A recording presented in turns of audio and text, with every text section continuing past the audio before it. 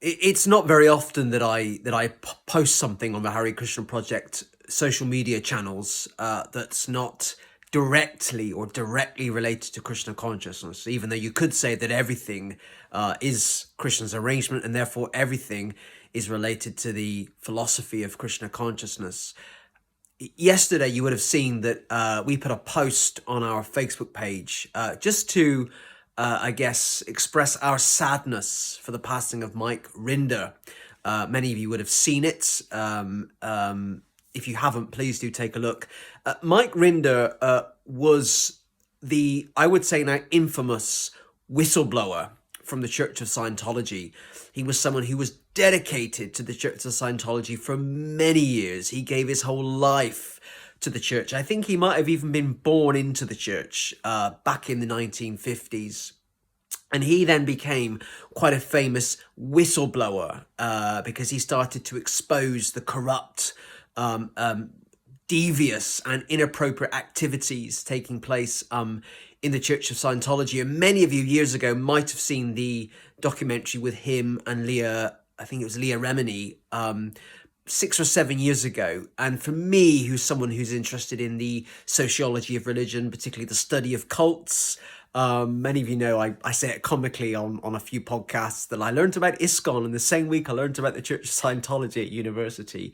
Many of you might have seen the amazing expose that him and Leah Remini did all those years ago on the Church of Scientology. And ever since then, I've been a huge fan, actually. I was a huge fan of Mike Rinder. I really appreciated his fearless approach to investigating the truth and uncovering the truth.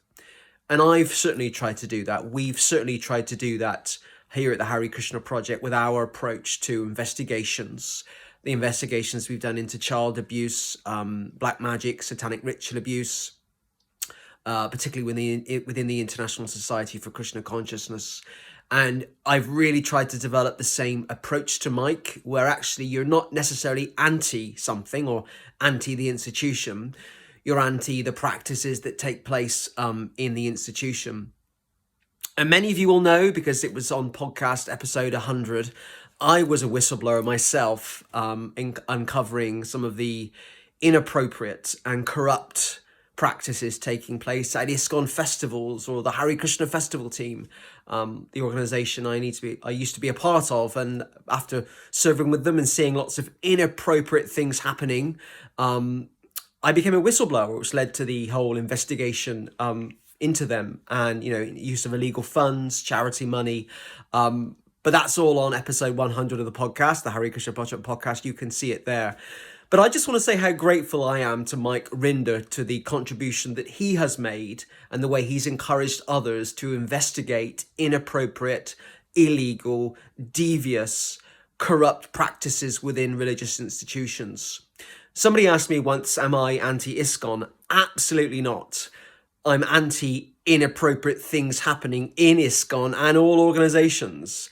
I believe in fairness. I believe in justice. I believe in sharing the truth, whatever we mean by that, with people. I want to live in a society where we will have the freedom to believe anything they want and to practice within the law anything they want. So from one journalist to another, I'm incredibly grateful to for the contribution of Mike Rinder, and he's been a huge inspiration to us here at the Hare Krishna Project.